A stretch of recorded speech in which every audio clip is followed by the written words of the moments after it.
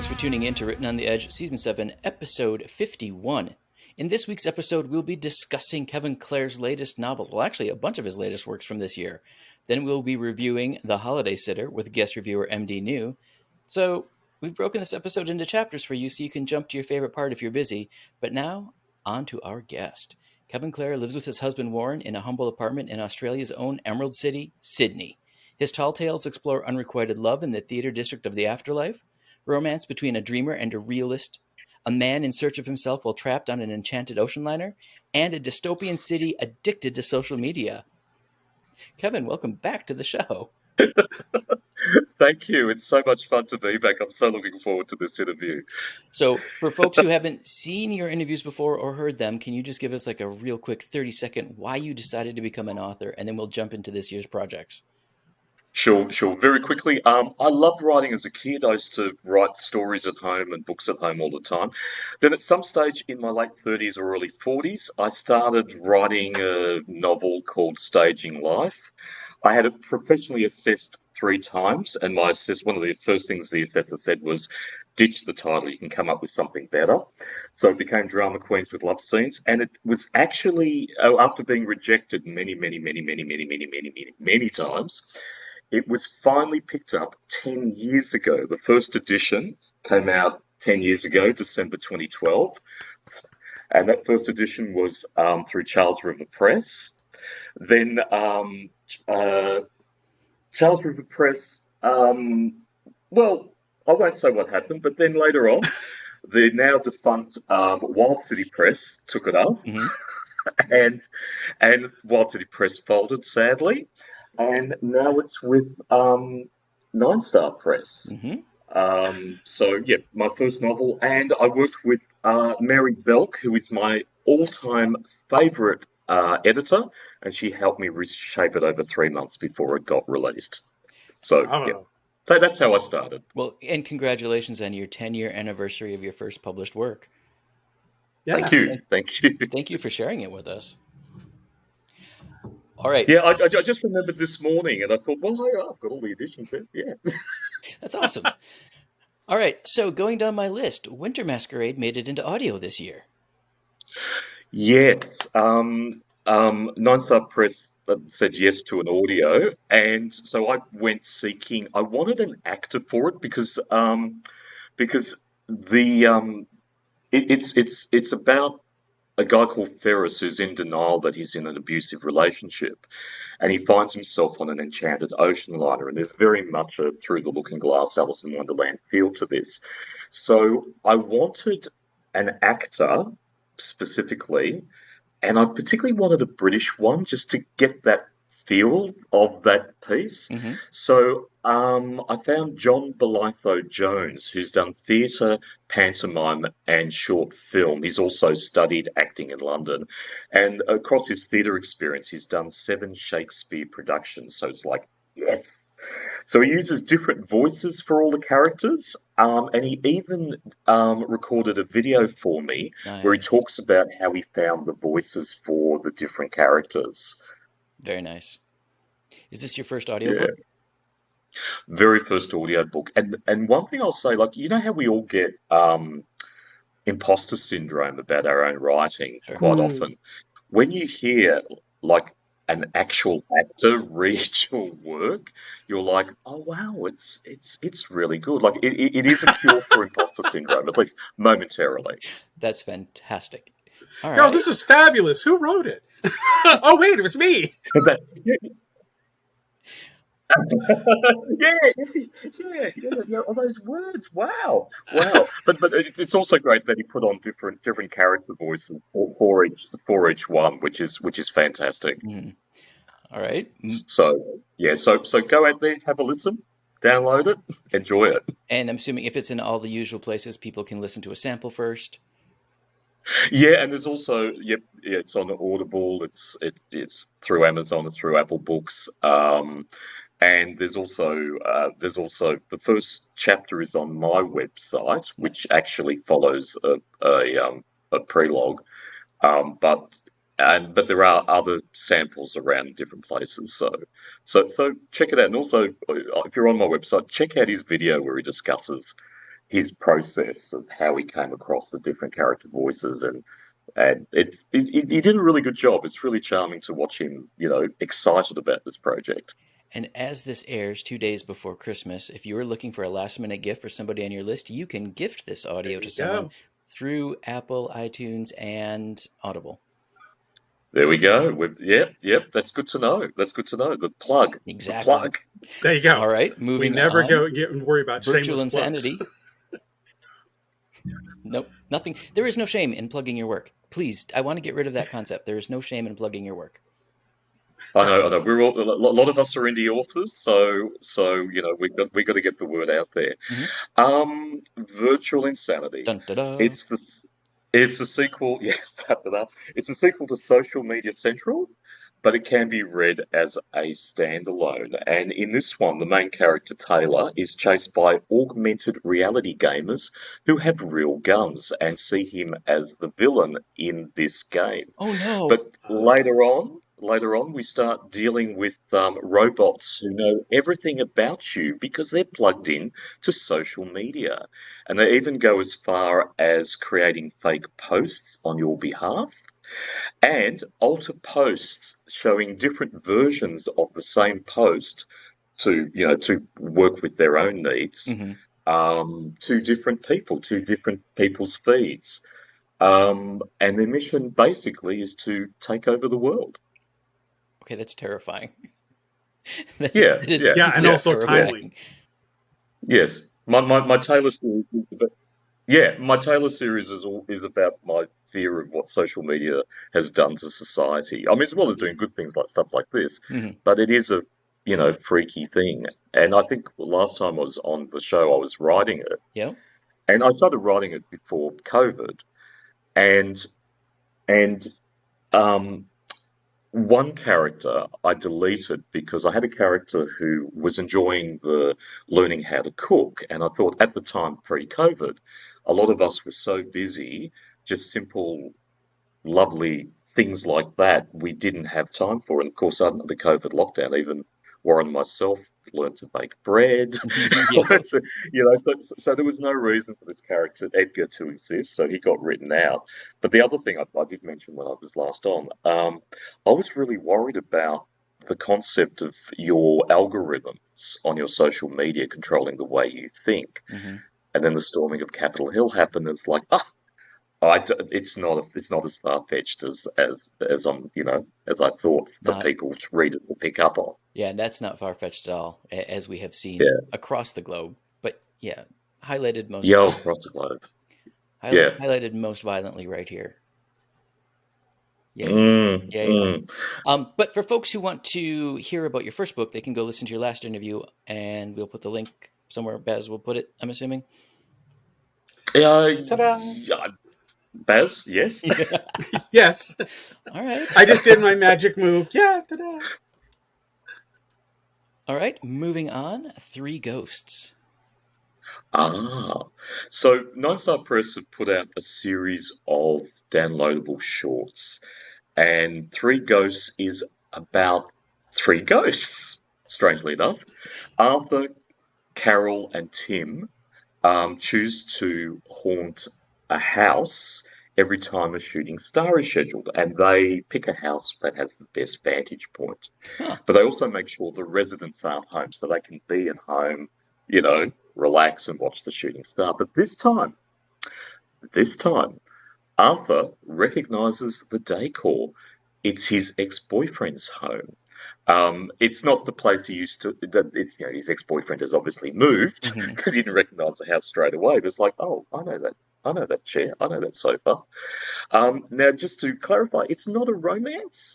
It has many twists and turns in it, and it's only US 99 cents to download as part of the short series on Amazon or on Nine Star Press's own website. Very nice. So, how many books are in the series? Oh, in that one, Three Ghosts is just a standalone. It's just a standalone. Going backwards, Taylor series. This is the second in the series. Got it. Yep. All right. Now, let's talk about some awards, shall we? Yes. My urban fantasy, The Midnight Man. Mm-hmm. It won the 1921 2021 Paranormal Romance Guild Reviewer's Choice Award in the LGBT category. Oh, just going back in history, basically. I've been around for a long time. You look I'm amazing immortal. for your age. Thank you so You're much. right. So I'm bald, but and it also won in the fantasy category.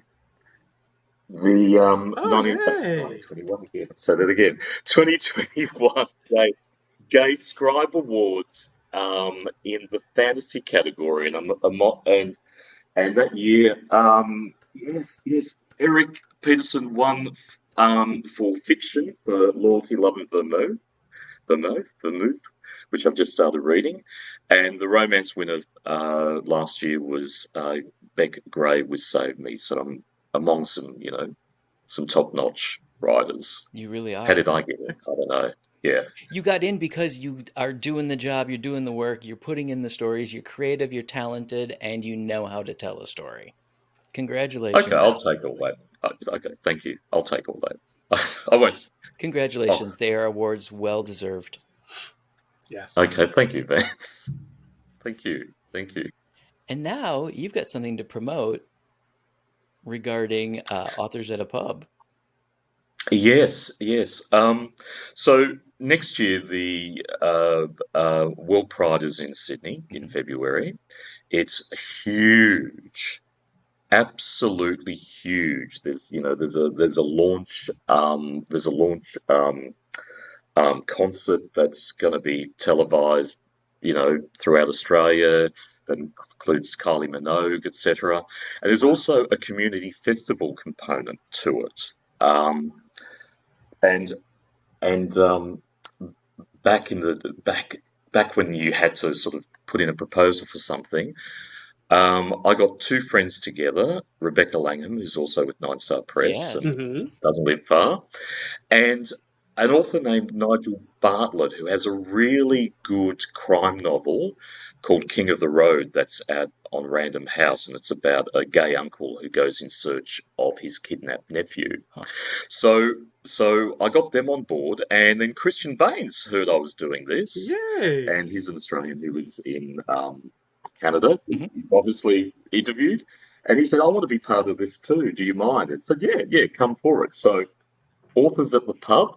I'll just show the Look at official that. little postcard that's going to go around in bookshops beforehand. Mhm. Our little bios on the back. We're doing it on the 18th of February from 2 p.m. at Universal, which is a pub on Oxford Street, the gay strip of Sydney.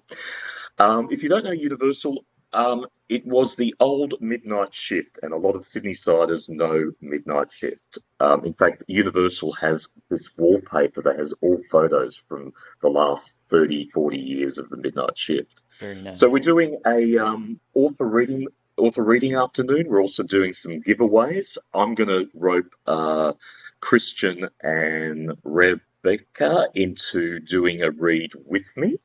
They're going to play two parts from Virtual Insanity with me on stage. Nice. And Rebecca's going to read from her new lesbian romance novel called Nurturing Hope, which is under her pseudonym Cara Ripley. That's her lesbian romance author name. And she's also going to read from her sci-fi Beneath the Surface. And Christian is going to read from his upcoming, that'll be out by the time our reading is on, Rebel Satori release, My Cat's Guide to Dating, which I got to beta read early in the piece when it was still called My Cat's Guide to Dating and Corpse Disposal, which is a title I actually prefer, but it's just My Cat's Guide to Dating when it comes out next year. Nice. So come and join us. It's free. Just show up. The details are. I've got a link to the Pride Amplified details. And Warren, sorry, my husband's just near me. Warren, can you go and get the Sydney World Pride guide over there? Sorry, we're on video, so might as well show off everything. Yeah, exactly. While he's grabbing that, do you know if any of this will be broadcast over the internet for folks who can't make it to Sydney? No, but I do have a friend who is going to borrow some professional video equipment, so I might be putting it up. Nice. This Oh, excellent. is uh, the guide to Sydney World Pride, That's awesome. and lots of events in there, and in the back are all the community events. And I can't remember what Wow. page we're on, but I found it. I found it. There we are. Nice. The wonderful Glenn Quigley created this. A fellow author, Glenn Quigley, created our unicorn mascot. Haven't given him a name, so if you want to write to me and suggest a name, and I shouldn't say he because unicorns really don't have a gender, do they? So, so if you got a name for him, yeah, contact me and we'll try and pick a name for our There you go. unicorn. There you go. Perfect. I have a question for you. And this is a totally rando question about Yes. your latest work. Did the song by Jamiroquai have anything to do with the title of that book? It's funny because I'm trying to think. Yes, it did, because I didn't have a title for the book. I really didn't know what to call it. And then during one of those nights where you're with friends and they're Right. doing the Chromecast of you Uh-huh. pass the tablet around, doing the Chromecast of YouTube, a friend played Virtual Insanity, and it's like that's the title. That is There the you go. title. Yeah, yeah. Perfect. So Jamiroquai Excellent. had a lot to do with it. Okay, Perfect. excellent. You picked it, Baz. You picked it. All right. I know I rushed you through all of that, but I have a reason for that. I Yes. want to get your impressions on what it's like to have been an author for 10 years. Give me your retrospective. It's a very interesting thing because in the space we're in, which is a smaller indie space, um, things have changed in the last 10 years, even to getting your work out and getting the word out. Because when social media 10 years ago, everyone was trying to be, this is going to sound insulting, but I don't mean it to be, more professional in what they're doing. There was more blogs. There was more queer review sites like the Prison Book Alliance Hmm. and those websites. And I think it's harder now for us queer writers who don't write romance to be seen. Um, and because this, I mean, thankfully there's still Joyfully J website. There's podcasts like you guys where we can get talk about other queer works in other queer genres, but it's getting more limited in that space. And I also think algorithms are both a blessing and a curse. They can bring the content you want to people, but unless you're on social media a lot and communicating with those people on a regular basis, you're not going to show up in their feed. And as we all know, like there's all those private Facebook groups where you can promote your work, but they're not going to show up in anyone's notifications unless you were an author recently who put something up on there. So the reach is harder. And one thing I found, the stuff I write that's looks like it's more romance based often gets picked up more than my dystopian stuff. Like I've had a hard time promoting Virtual Insanity. Um, I've reached out to sci-fi clubs, haven't heard back. One guy with uh, a blog that does a lot of sci-fi, he gave me a Q&A to do. I filled it out. Still hasn't been published. Then he reached out to me to do a video podcast. Hasn't rushed to organise that. Mm. So it's getting harder to make inroads when you're writing other genres in the queer space. I've been trying to diversify a bit, which well, part of the things you're going to ask me later. Like I've been trying to pimp a novel for the past year, which still is quite gay, but it centers around two main straight characters because I wanted to reach out to a wider publisher, a bigger publisher, just to try it. But even that's hard because you suddenly realize with all these gay specific stuff making the mainstream, that was kind of badly timed, Ken. You should have made all the characters gay. But I did that because most readers are women and most of my readers are women. So I wanted to do something where a straight female character was the main focus who's got lots of gay friends and their stories come into it as well. Mm-hmm. So it is harder, but it's also, I've got 10 years behind me. I've got something to help me leverage, maybe, Yep. but, it's not easy. Right. All right. Thank you for sharing that insight. Yeah. All right. How do you guys find it? Sorry, do you find it hard to get your works out and spoken about, or has Rote helped? It has helped a little bit in terms of the writing, but it has Yeah, really helped promote itself. I mean, and not to toot our horns, but we're booked 9 months out. Like, yeah, the show's definitely The got some need is attention. there. Yeah, publishers have found us, and so publishers and And publicists publicists. are booking their authors on our show now because they realize it's a space, like you've just said, a space where authors can come and share works that mainstream media isn't picking up. yeah. So, Because I wanted to book when Virtual Insanity was out. I was like, oh my God. Oh, but hey, Christmas. That's a mhm. good time to be on a podcast. Yeah, precisely. Exactly. Yeah, yeah, yeah, So it has certainly helped promote itself in that I think it's the right mix of all the genres and all the author types, and it's not so hyper focused on one genre or type of story that people get burned out on it.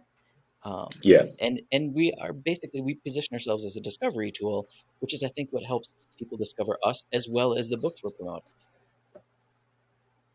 Plus, you're doing reviews now, and I listened to your review of the new Queer as Folk, which I loved as well. I thought was brilliant. Yep. Um, Yeah. So we started so to even that tie in stuff. other queer media too. Exactly. Yeah, yeah, yeah, yeah. Yeah, yes. And you're short and precise, and and you're a great podcast. Thank you for being there. It is our pleasure. Thank you for being with us all these years. Yeah. All My right. pleasure. All That right. matters. That matters too for I'm gonna. us. What's up next for you? You are a busy guy. Yeah, yeah. Now the thing is, all the COVID lockdowns have put me way behind in my writing output. So I've got nothing coming up soon. I would love to say to you that my novel, based on 90s gay culture and house music and party drugs and all that was coming out just around the corner. But I'm still pimping that, hoping to get a publisher. Although a few people have suggested just to self-publish it for the authors at the pub thing next year, Oh, nice. and I've made a few inquiries, but it's also fingers crossed. So I'm on the first draft. I'm halfway through the first draft of a novel called Tin Men and Scarecrows, which is about a 66-year-old woman named Dorothy who meets three gay guys. One's a himbo, one's a bitch, and one needs a bit of courage. Um, and each character's lives change through this friendship. And I've also got plot and character notes for a untitled space opera, which I want to get to. So it'll take me a few years to have anything new out, Hmm. unless my 90s project, which I've got a secret title for because it's such a good title.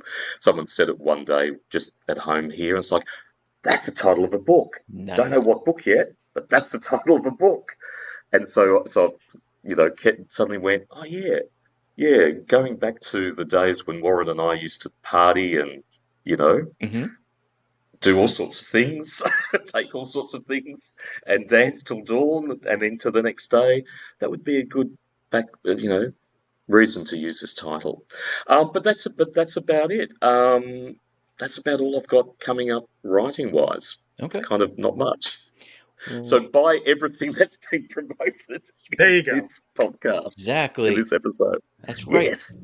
And you know what? If you don't have someone on your holiday list to buy it for yourself. I like that. I like that. Definitely the audiobook. John Bolitho Jones is Yes. brilliant. Absolutely. What social site is the best for people to connect with you and keep up with your updates, including like the ongoing updates for Sydney World Pride, Author at the Pub? Look, my website's good. The sad thing is, Twitter is my most successful platform, and seeing what's happening to that. I know. Oh, and the thing is, you asked me about doing this for 10 years. The other thing I found is Rebecca Langham helped me connect with more Australians, and it's actually easier to work with your own country, especially with time zones, as you know, US and Australian time zones. You know, we have an international date line between us. Right.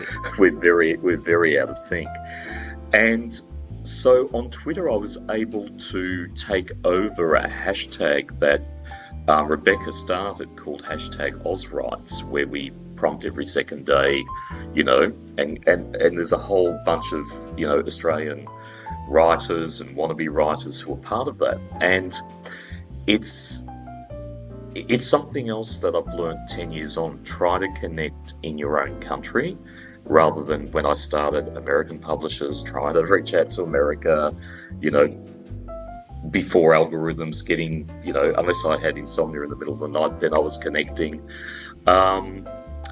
Yeah, I actually forgot the question that prompted and why I was on that tangent. What social site are you most active on so people can follow and connect? Yeah. Look, I hate to say it, but Twitter, and the thing is, you know, the people who use Twitter in Australia are your authors, your more smarter people. You don't really see the nastiness that you see in America and the types of people who are on Twitter there. So sadly, Twitter is my most best one at the moment, but I've just joined Mastodon in case Twitter dies, and I've also just started a TikTok, which I'm not really sure what I'm doing there. My Instagram doesn't exist anymore because it disappeared overnight, and I don't know why. I believe it got hacked, but as it was my least successful platform, I don't mind. Yeah, or just private message me through Facebook, or there's an email form on my website that you can reach out to me. Perfect. Any final words of wisdom? Oh, look, just have a good Christmas, New Year, everyone, and hopefully we continue to have the world's crazy at the moment, all sorts of horrible things. You know, even Afghanistani women can't go out with their families in parks anymore, so their mothers are missing out on their, you know, all sorts of things, and what's happening in Iran and all that. But at least one thing I can say, that the COVID years, the last 2 years, have made us all reevaluate what's important, and we've become nicer and more focused, or more back down to earth. So let's hope that trend keeps happening, and some, you know, and Afghanistan, Iran, things that Ukraine, things that just wind up and start becoming what they should be rather than what they are. Amen to that. All right, folks, we'd like to extend a huge thank you for Kevin Klehr for coming back, joining us again. Thank you so much. Thank you guys. Thank you, Baz. Thank you, Vance. A pleasure as always. You know, great work with Road podcast. I've been listening to a few episodes. Yeah, congratulations. Thank you so much. On keeping it going this long. Thanks. It's a labor of love, but we do love it, and that's, I think, the magic. All right, we at Written on the Edge. Fantastic. Yeah, we at Written on the Edge are proud to introduce you to new media by queer content creators. So if you enjoy learning about these artists, please like and subscribe so you get alerts for new episodes. Now, on to our review.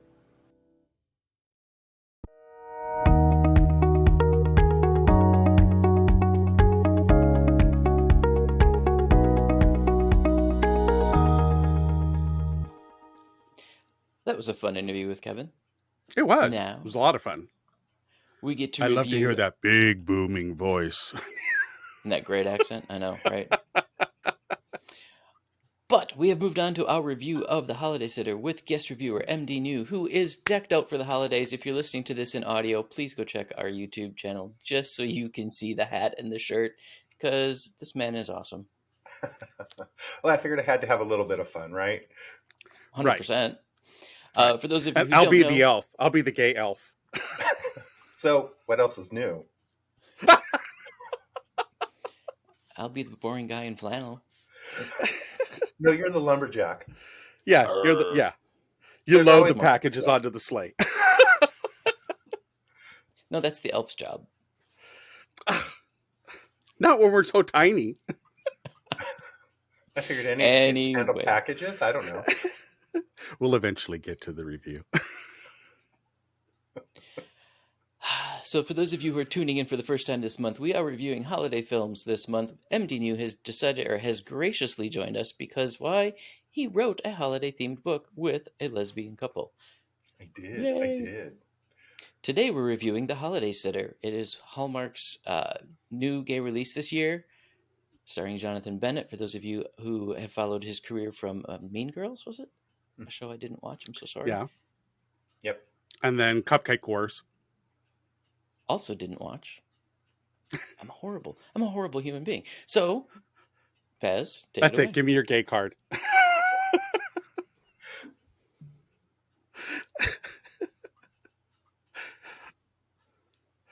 All right. So what did you think of it, Marvin? Oh, wow, we're bouncing around. Okay.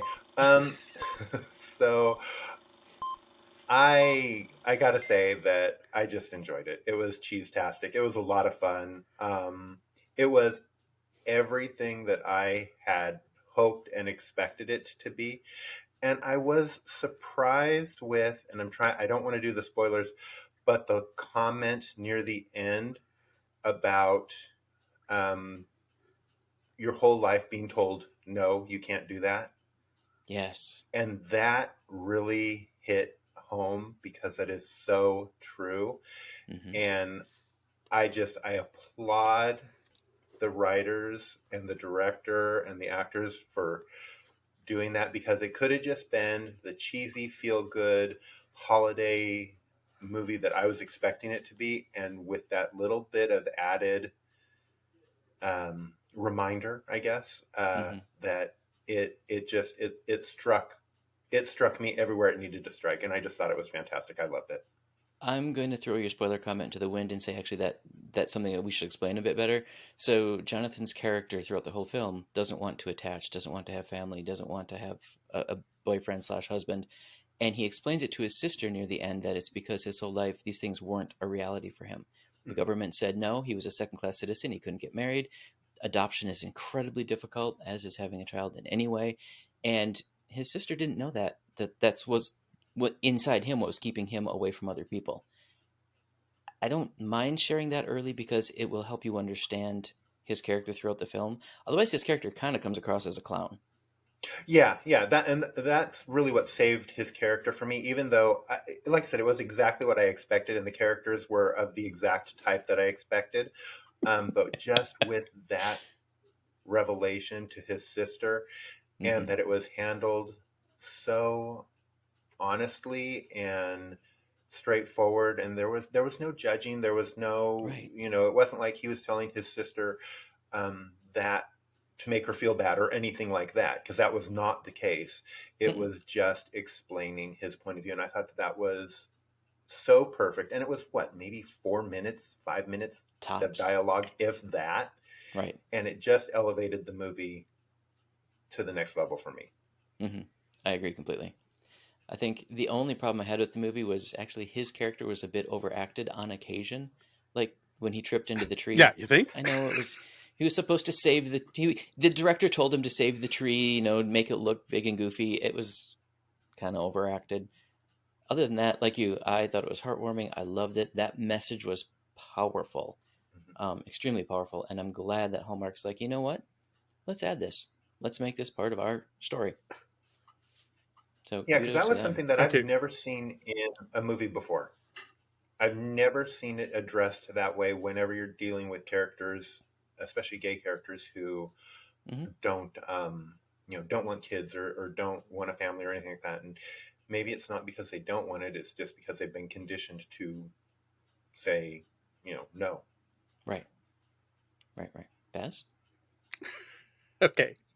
So I'm going to give a huge shout out to Kathleen Madigan because she just put on last week's show. She did her ranking of Christmas holiday movies, and she got into the discussion about it, and I thought it was hysterical. So I'm going to do a cross link and a shout out to Kathleen Madigan's last podcast episode. You need to watch it. It's funny when she gets to it. She does the whole rundown of corporate bad, rural town good. She does this whole breakdown of it, and then she goes, and hot chocolate. She goes, hot chocolate is everywhere. Why aren't these people 7,000 pounds? Because they're constantly drinking hot chocolate. Although I thought it was kind of funny that one of the kids was vegan. Yes. So Yes. there was that. I mean, I need to tell Kathleen, you need to go watch this because there's a variation here you're not aware of. I thought it was cute. But the only thing that got to me was, well, it really wasn't me. It was my husband's comment. We got to the very end of it, and I looked over at my husband, and he goes, "That has to be a Hallmark movie." And just as he said it, the credit flipped.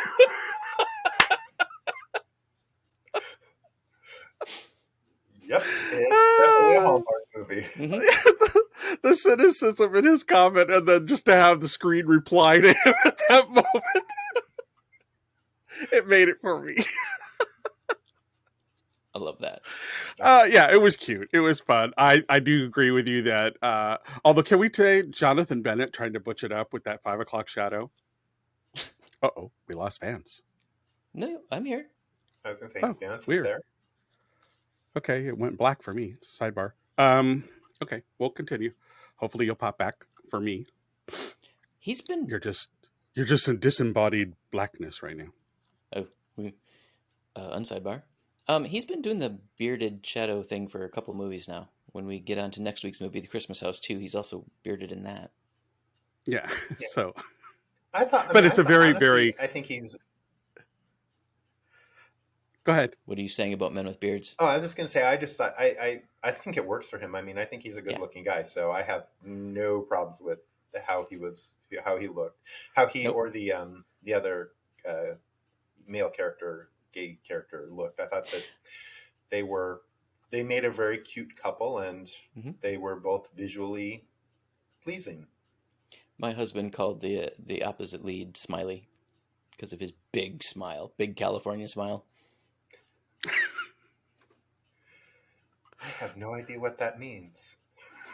Yeah, no. Oh, you don't live in a land What is that's this smile negative that 30 you speak degrees of? and snowy? Nobody here smiles.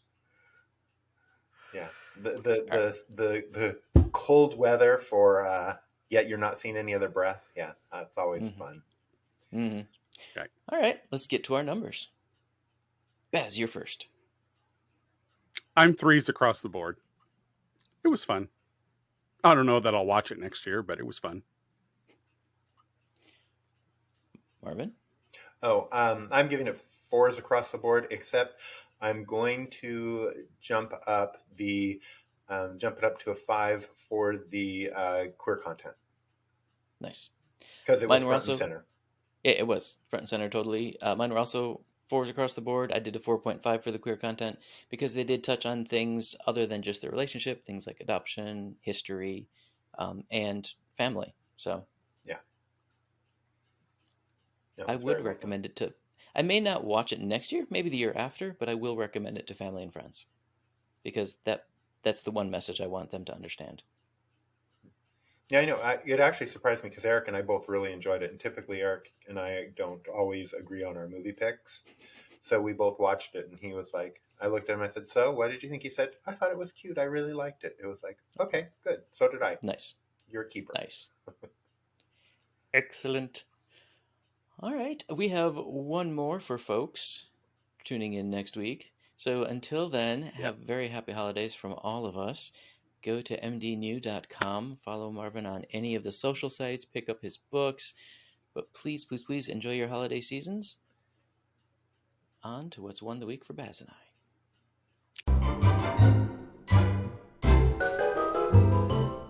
And we're back. Not like we went anywhere, but you know. And I will Thank be you for deleting continuing watching the show. There you go. There you go. I like that better. Okay. So guess what? What? The Discovery Committee found Trump guilty, like unanimously voted him guilty and passed that on to the Department of Justice. One step closer. So I'm gonna say, for what am I on about? I have three things. One is the whole DCU flare up with James Gunn basically firing everybody, although I guess not Gal Gadot. So there was that, which is odd in and of itself. So, Right. anyways, James Gunn, for people who don't know, and Peter Safran are the new heads of DCU, and both Ben Affleck and Jason Momoa and Henry Cavill were all talking about how they're coming back and blah blah blah blah blah. And then James Gunn goes, "Whoa, we're rebooting the whole thing," and so no. So unfortunately, Henry Cavill will not be returning. We will not get a Man of Steel 2. That's all gone now. But evidently they talked to him about something else they want to do with him. So don't know what the hell that's going to be. But so that's kind of sad. And I'm a little bit bugged about it because I'm not a huge fan of James Gunn's way of storytelling. Mm-hmm. Guardians of the Galaxy, and I mean, even like the Suicide Squad, I'm like, yeah, okay. I mean, I watched it, kind of enjoyed it, and then went, I'll never see these again. So he's not my favorite storyteller, and for him to say he's rebooting because he cares about the character, oh please, let's not go there because you're making promises about shit that you may not deliver. And so I'm reserving judgment, but at the same time, I'm really concerned. So there's that. The second thing I'm on about is the conflicted elements of gay for pay, queer baiting that's going on in social media. There are a lot of straight men, and I'm using air quotes for those who are listening, who are doing very provocative homoerotic stuff, but you know, they probably aren't, and yet they keep pushing into the queer space. And I'm all for people doing exploration of where they are in everything, but to do it in a social platform that where you monetize it, that is starting to get really kind of cringy. So there's a big discussion going on right now in the queer spaces about this, and whether or not it's something that we should support as a community, because is it really about us, or is it pandering just for our dollar? So that's I'm on about that. I'm watching that stuff, and then James Somerton did a really fascinating take on queer body shaming and its association with fascism. And it was a perspective I hadn't really considered. And he's a larger man, so it's not like he's some twink that is, you know, has this Uber's social media exposure kind of thing where he's doing all the provocative poses and the OnlyFans and all that stuff. And he talks seriously about how, being a larger gay guy, he has struggled with trying to find his place in the queer spectrum. But it drove him to really dive into the history of why we put on a pedestal certain visualizations and personifications of what we consider to be masculine and or attractive. And that a lot of it started to really form around the rise of fascism in the early 20th century. So it's kind of interesting combination.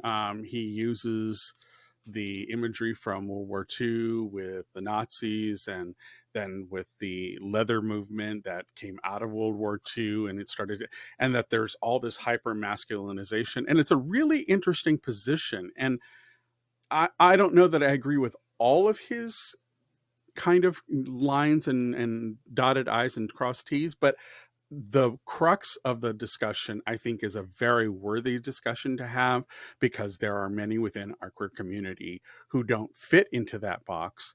And he uses his own situation. You know, he went through a whole phase in his life where he was literally starving himself for years and years and years, because all doctors would say was, you know, oh, well, you must be cheating on your diet. That's why you can't lose the weight. Oh, you know, and it just kept going on that cycle.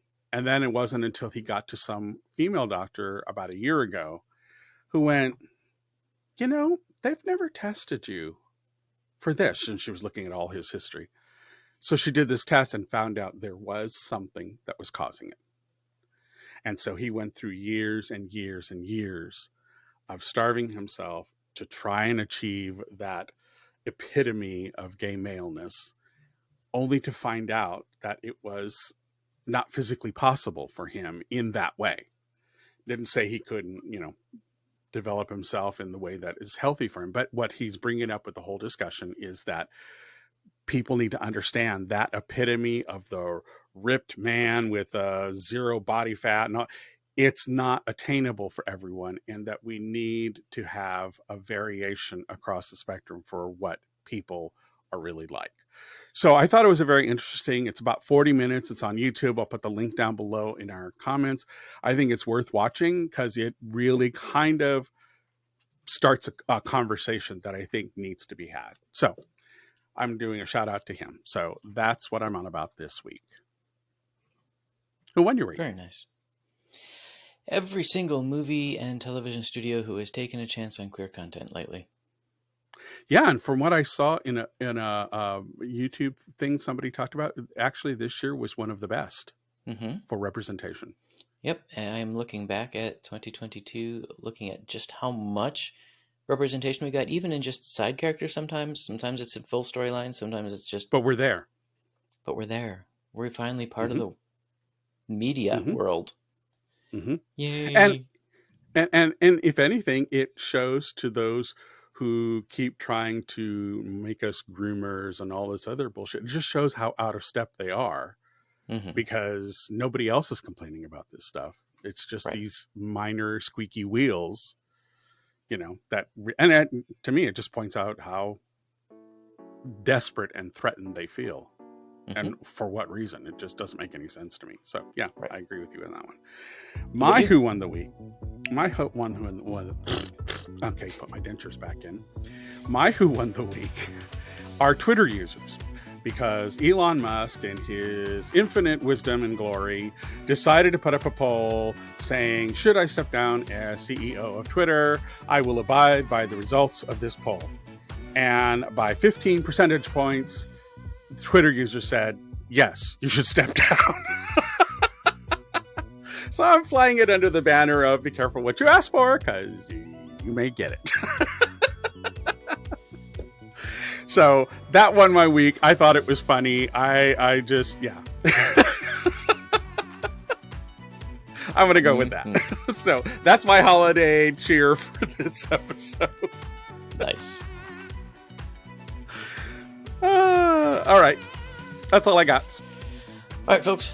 Have a very happy and safe holiday. Celebrate with friends, celebrate with found family, celebrate with real family, but celebrate. We made it through another year, and that's huge. Written on the Edge is produced by Rogue Ravens Media. For our disclaimers, links to social media, our lists and stations, or to sign up as a guest, visit www.rotepodcast.com. If you enjoy learning about new artists, stick with us next year. We've got a whole new lineup coming for you. Like and subscribe so you get the alerts for those episodes, whether audio, visual, if you're watching us on YouTube. Get the alerts! Because we'll have a new one for you every week. So tune in next week for your Queer Media Fix. Bye-bye now.